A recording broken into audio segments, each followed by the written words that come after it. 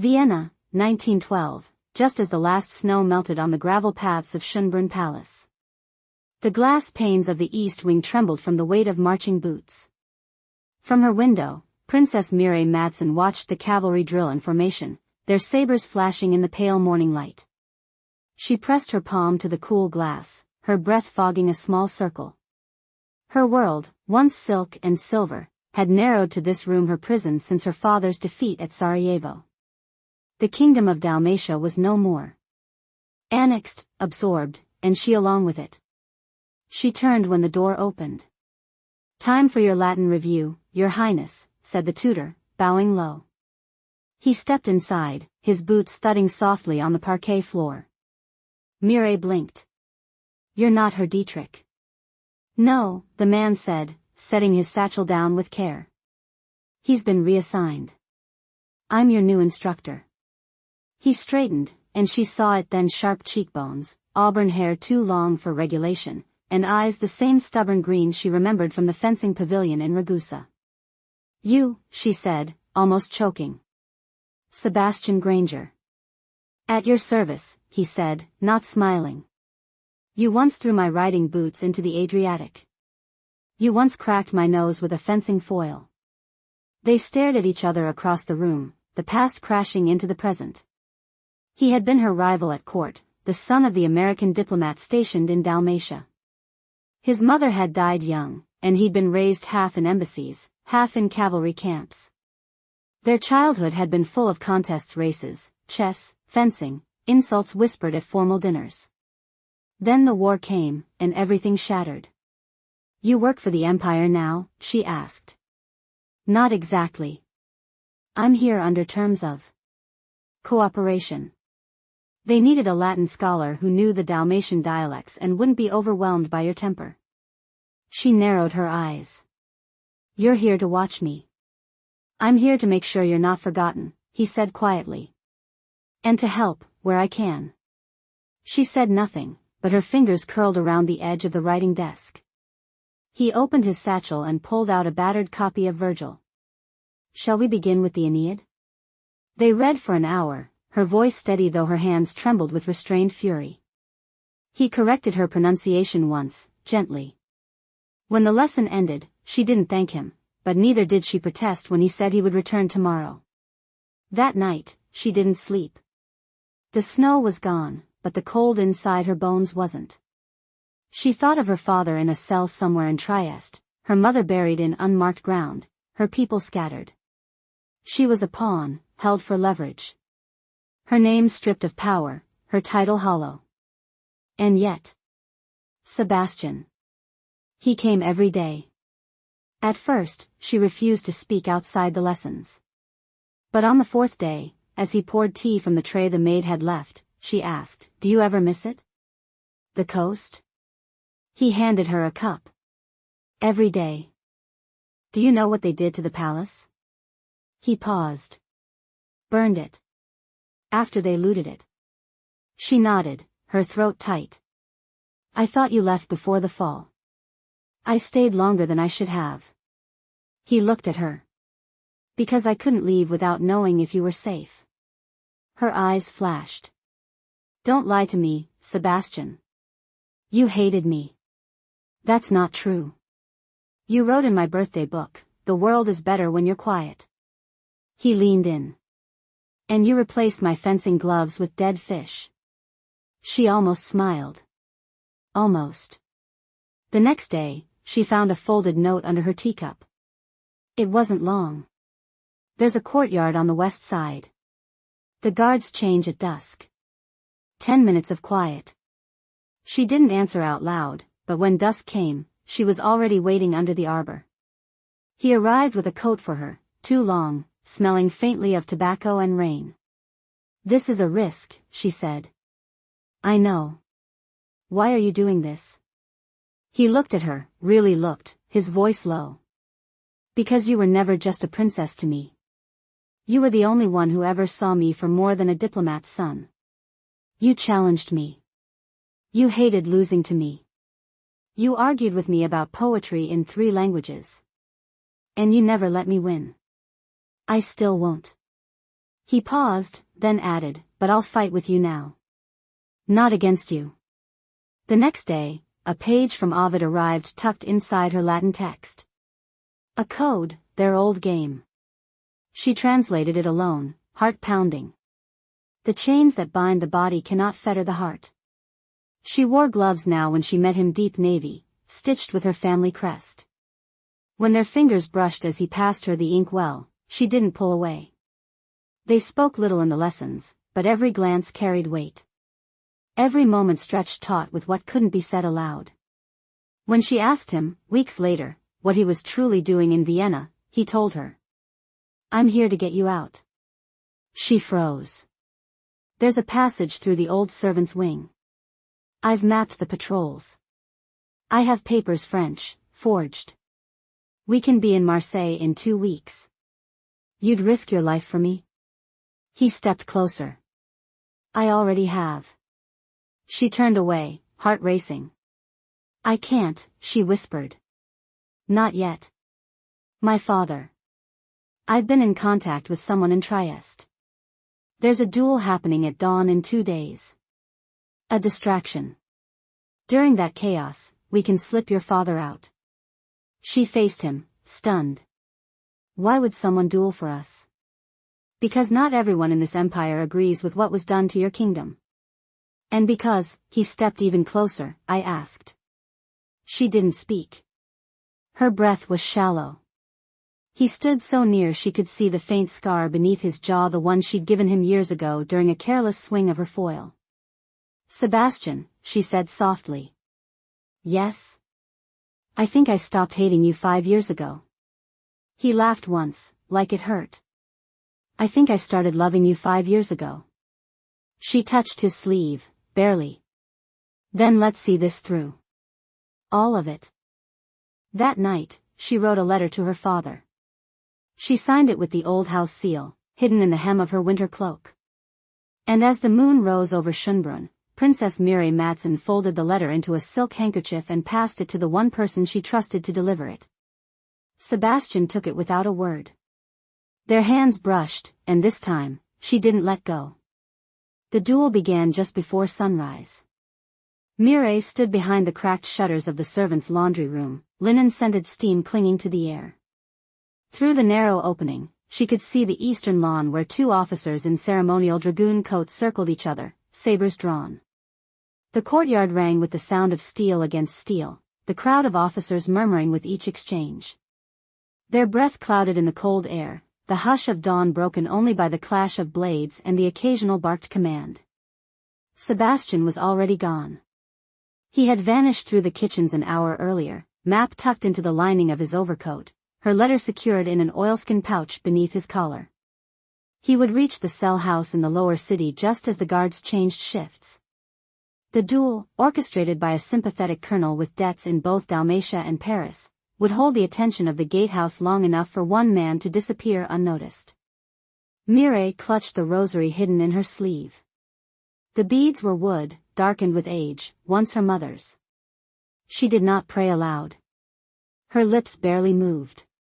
She didn't believe in miracles, but she believed in timing. Footsteps approached behind her.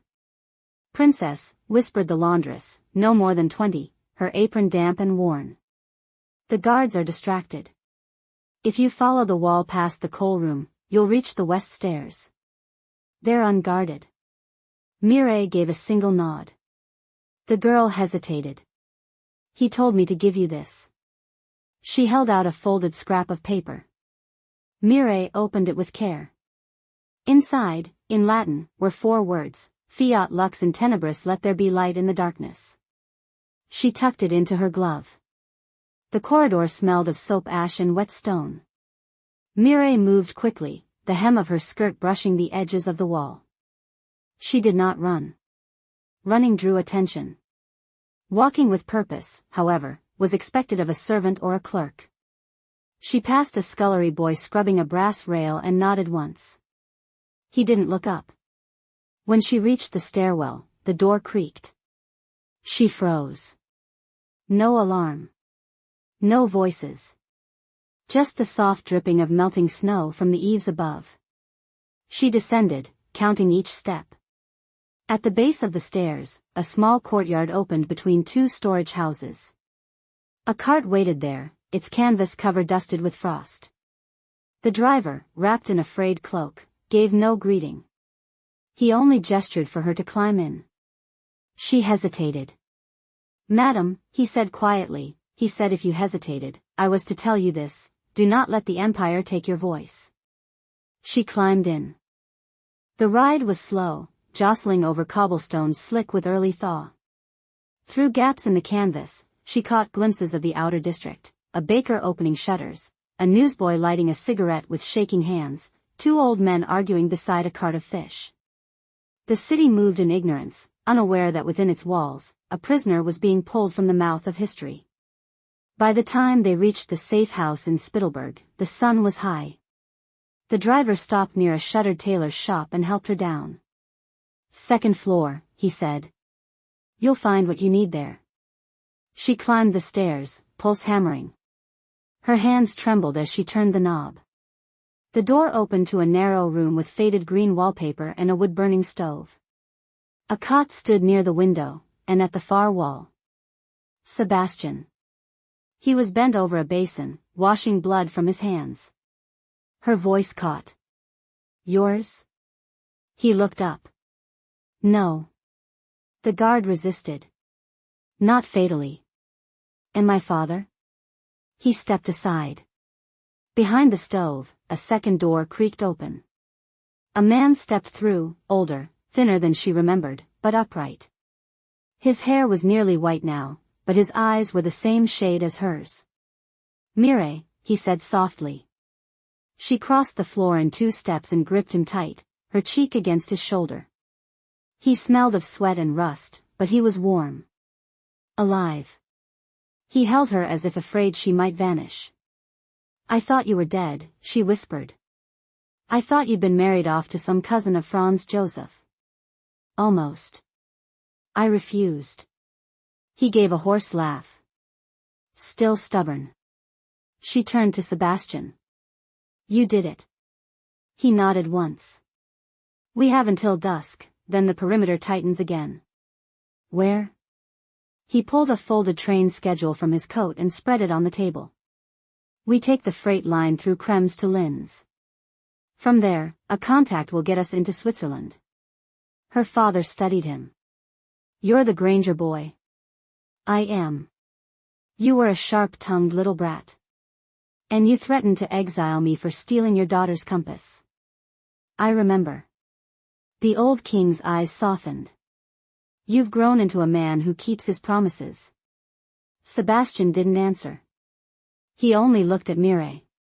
She stepped closer to him, her voice low. "What happens after Switzerland?" "That depends on you."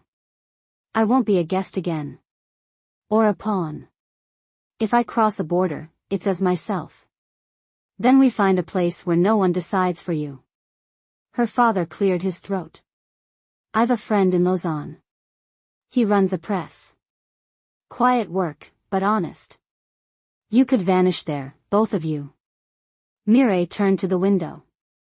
Outside, the street below bustled, unaware of the freedom being planned above. For the first time in years, she felt the shape of her own choices forming like ink on a blank page. She looked back at Sebastián. "I want a name that isn't borrowed," she said. "A life that doesn't depend on hiding." "I'll build it with you," he said. She took his hand, and this time, there was no need for gloves. The train rolled slow through the foothills beyond Linz, its iron wheels groaning against the cold rails, the windows veiled with condensation left by hushed breath. Mireille sat beside Sebastián in the freight compartment, her father asleep across from them, wrapped in a wool coat borrowed from the tailor's attic. Straw covered the wooden floor, and a single lantern swung from a hook above, casting long, trembling shadows. "Do you remember the stone bridge near Lopud?" she asked, voice low, eyes on the blurred countryside. His gaze followed hers. "Where the water was clear enough to see the trout. You dared me to jump, and I did. You never did. I couldn't swim. You said you didn't want wet boots. I lied." He shifted slightly closer, careful not to wake the king. I didn't want you to see me afraid. She reached for one of the wool blankets piled near the door and draped it over her knees. You were always quieter when you were scared. And you were louder. He paused, then added, when you asked me what I was doing in Vienna, I didn't tell you everything. She turned to him. What didn't you say? There's a man in Lausanne. He knew your uncle, your mother's brother. He prints legal texts, but he also moves news across borders. Quietly. I've been working with him since last year. Mireille studied him, her brow drawn. You've been planning this longer than I thought. I tried to find you right after the annexation. But the ports were closed. Then your name vanished from the court bulletins. I thought you might have been sent east. I nearly was. She looked down at her gloved hands. They said I had value. But not too much. Sebastián didn't reply. Instead, he reached into the lining of his coat and pulled out a narrow wooden case. He held it out. She opened it carefully. Inside lay a fountain pen, plain, dark brass, dented near the clip. She turned it over in her hands. You left it in the archive room the week before the siege, he said. I found it after they broke the windows. I thought it was lost. Her voice caught. It was my mother's. I kept it with me. It reminded me of what we were before. You mean before they taught us to speak in borrowed tongues and keep our grief behind our teeth? Yes. The train jolted as it slowed, wheels screeching faintly. Sebastián glanced toward the slatted window. There's a checkpoint in St. Polten. We'll stop for exactly 7 minutes. If the inspector boards, we say nothing. Mireille nodded, tucking the pen into her satchel. What if they ask for papers? They won't. We're in a freight car for iron ore. They're more likely to ask if we've seen any stowaways. The king stirred then, blinking at the dim light. His voice was hoarse, but clear. Still in Austria? Not for much longer, Sebastián said. Mireille passed her father a canteen. How's your leg? Healing. Not as fast as it used to. But it'll carry me. The train slowed again, the whistle low and distant. Outside, the forest pressed close to the tracks, branches heavy with last frost. The king leaned back, eyes on Sebastián. Do you intend to marry her? Mireille froze. Sebastián answered without hesitation. Yes. If she'll have me. You're neither royal nor Catholic. I'm not asking for a throne. I'm asking her to decide freely. The king nodded once. That's more than most men offer. He turned to his daughter. You always knew your own mind. I won't speak against him. Mireille exhaled slowly, the weight in her chest loosening like thawed earth. She looked at Sebastián, her voice quiet but firm. Then I say yes. He looked at her then with a steadiness that made the shadows on the walls seem still. The train began to move again. Later, when the lantern burned low, and the king slept once more, she leaned her head on Sebastián's shoulder and whispered, when we reach Lausanne, I want to teach again. Not from a pulpit or a dais. Just a room, a chalkboard, and students who want to listen. You'll have it. And you? I'll translate. Print. Carry words across borders. She smiled, her eyes closed. You'll still correct my Latin. Only if you get it wrong. She laughed once, soft and real. Then you'll never stop. The train pushed onward toward the border, and neither of them looked back. The snow returned the day they crossed into Switzerland. It was not the thick, smothering snow of the Dalmatian coast in winter, nor the wet slush of Vienna's avenues. It fell lightly, soundless, dusting the rooftops of Lausanne in a soft hush that seemed too gentle for a city that had once smuggled revolutionaries out of empires. Mireille stood at the window of their rented flat above the pressroom, watching the flakes settle on the slate tiles opposite. Below her, the Rue de Bourg curved quietly toward the lake, its chimneys whispering threads of smoke into the pale sky. She rested her fingers on the sill, the ring Sebastián had given her resting against the cool stone's simple silver, no crest, no inscription, only weight. Behind her, the press hissed and groaned. Sebastián was bent over the platen, sleeves rolled to the elbow, ink smudging the side of his thumb. She hadn't known that his hands would suit this work so well, firm, exacting, careful not to waste emotion. The press had belonged to a Huguenot family that fled France 2 generations ago. Now it printed Greek grammars by day and censored letters by night. "You'll stain your collar again," she said without turning. He wiped his hand on a cloth. "You'll scold me either way.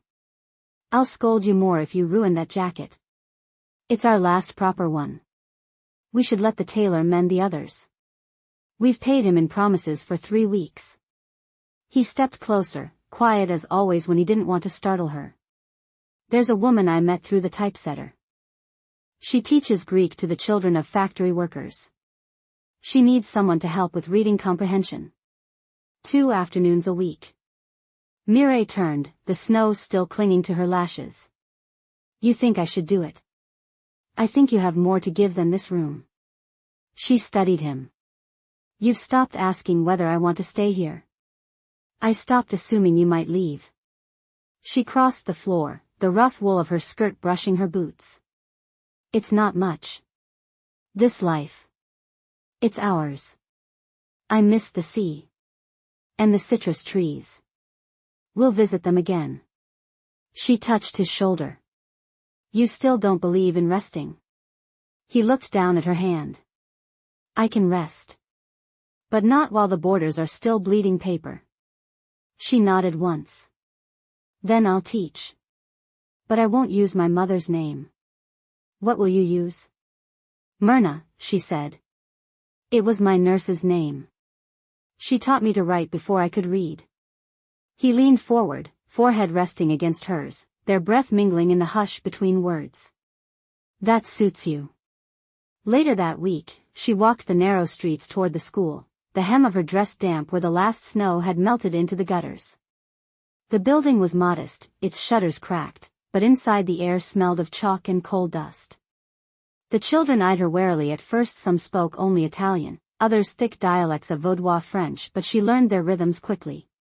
When she returned to the flat that evening, she found Sebastián crouched beside the stove, coaxing the last of the coals into flame. "They gave me a book of riddles," she said, setting her satchel down. "Did you solve them?" "One of them. The rest made me feel ancient." He stood. "You're 24. In my bones?" 60. He kissed her temple. "Then I'm already past saving." That night, they sat side by side on the small balcony overlooking the alley, sharing a crust of bread with soft cheese and one bitter apple between them. Neither spoke of the past, not the broken palace, not the snow falling behind locked windows, not the hunger of being watched. Instead, they listened to the city breathing around them, a cat rustling through rubbish, a distant church bell, a song in Romani echoing from a cellar window. She rested her head against his shoulder. "Do you think people know we're in love?" He laughed, quiet and tired. "If they don't, then I've failed at every glance I've ever given you." She smiled. "Then you've succeeded." The snow fell again that night, gentler still. And when morning came, the lake was veiled in mist, and the world felt, for a moment, untroubled. They dressed in silence, not because there was nothing to say, but because they knew the weight of ordinary peace, how rare it was, how easily it could be broken. And yet, they had it. They had chosen it. Not given, not stolen, earned. And in that small room above the press, with ink on the doorframe and the smell of ash in the walls, they lived as themselves, no longer captives, no longer rivals, simply 2 souls who had found, against all odds, their place in each other.